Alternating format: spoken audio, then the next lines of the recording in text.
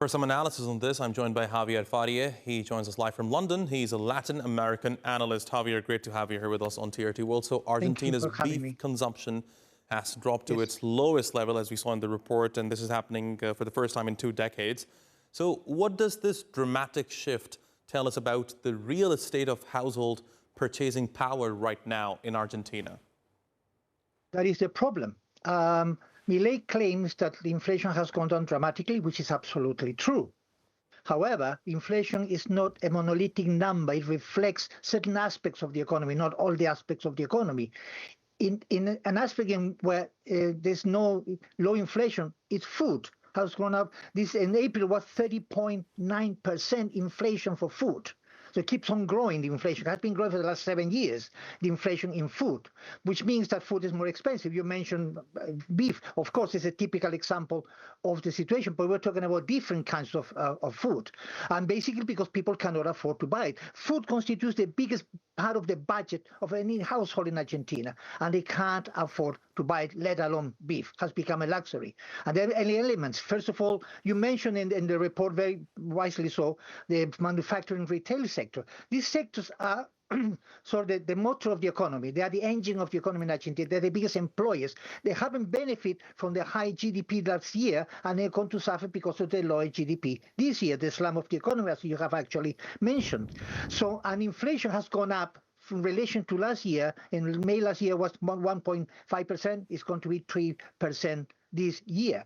But in the inflation in terms of the food sector has gone up and up and up. It's never gone down. So it has made the situation even worse.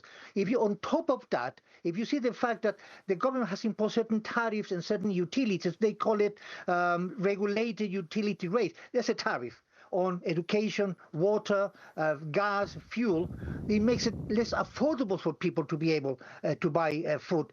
And in this particular case, beef as well. So beef is the reflection of how food inflation has keep on going up and up and up, and hasn't reflected this triumphalist sort of speech that Mr. Milei says about the lowest inflation in the history of Venezuela, of Argentina, which is true, but it's not benefiting the food sector. But here's the thing, the president of Argentina, he says that these painful reforms are absolutely critical to rebuild the economy.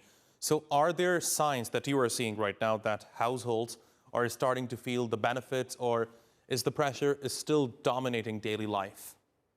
No, there's no sign that they're benefiting. The levels of poverty in Argentina, the latest figures talk about 28% of poverty affecting 21% of households. Poverty has not gone down because of these measures. He's cut education, he's cut subsidy for education, he's cut pensions.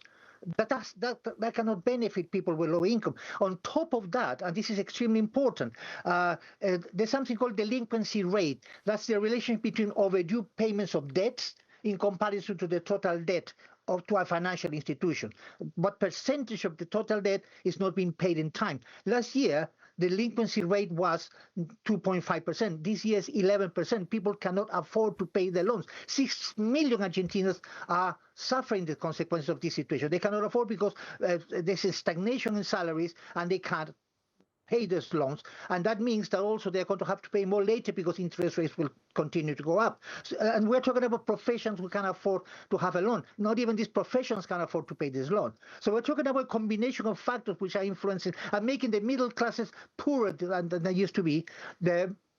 There's no way in which the food inflation is going to go down because there's no sign that the government is doing anything to stop that. And the situation is going to be worse only for people who cannot actually afford to buy food and cannot afford to pay the loans. The situation is getting really, really dire for many people, many households in Argentina. Javier Farje, it's always a pleasure talking to you. Thanks very much for joining us here on TRT World. My pleasure. Thank you for having me.